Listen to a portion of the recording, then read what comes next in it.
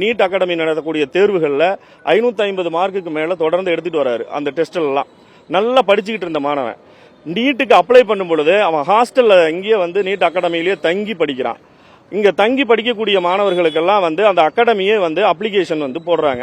அந்த அப்ளிகேஷன் போடும் பொழுது மாணவர் கையெழுத்து போட்டு கொடுத்த அந்த சைன் வந்து அவங்க அப்லோட் பண்ண முடியாம அவங்க என்ன பண்றாங்க அப்படின்னா, அப்லோட் பண்ணி பார்த்துட்டு எம்பி அதிகமா இருக்குன்னு சொல்லிட்டு மாணவருடைய கையெழுத்தை அங்க இருக்கக்கூடிய ஸ்டாஃபே, அந்த நீட் அகாடமியில் இருக்கக்கூடிய ஆசிரியரே வந்து மாணவருடைய கையெழுத்தை வந்து அவரே போட்டு கொடுத்துட்றாரு.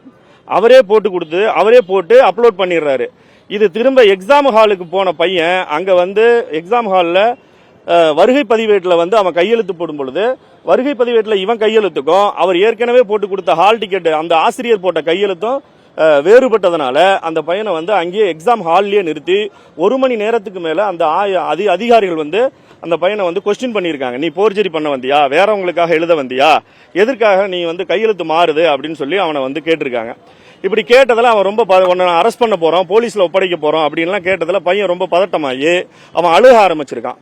அப்படியே நிக்க வச்சுட்டு 1 மணி நேர ஆய்வுக்கு பிறகு அவங்க நிறைய ஆய்வு செஞ்சுட்டு அதுக்கு பிறகு பரீட்சை எழுத 1 மணி நேரத்துக்கு அப்புறமா பரீட்சை எழுத அனுமதிக்கிறாங்க.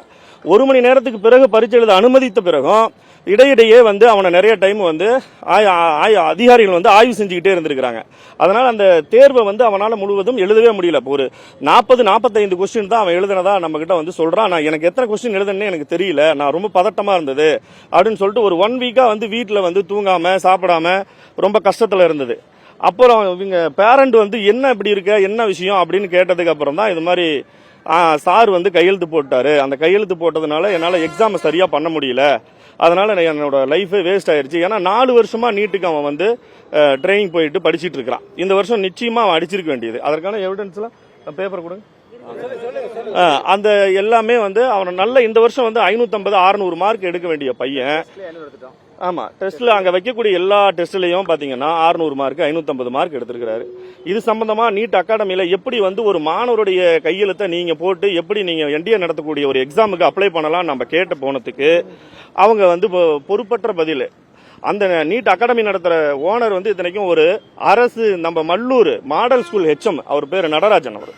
அவர் ஒரு அரசு பள்ளியில தலைமை ஆசிரியரா இருக்கிறாரு. அவர் நடத்தக்கூடிய இந்த அகாடமியில இந்த மாதிரியான ஒரு தவறு நடந்துருச்சுன்னு அவர்கிட்ட கேட்க போறோம். உங்களால என்ன செய்ய முடியுமோ செஞ்சுக்காங்க, என்ன ஒன்றும் பண்ண முடியாது அப்படின்னு சொல்லிட்டு அவர் மிரட்டுறாரு. கேட்டா என்னன்றாரு, நான் வந்து இங்க லோக்கல் மினிஸ்டரோட பிஏ எனக்கு சொந்தக்காரரு, என்னெல்லாம் ஒன்றும் பண்ண முடியாது,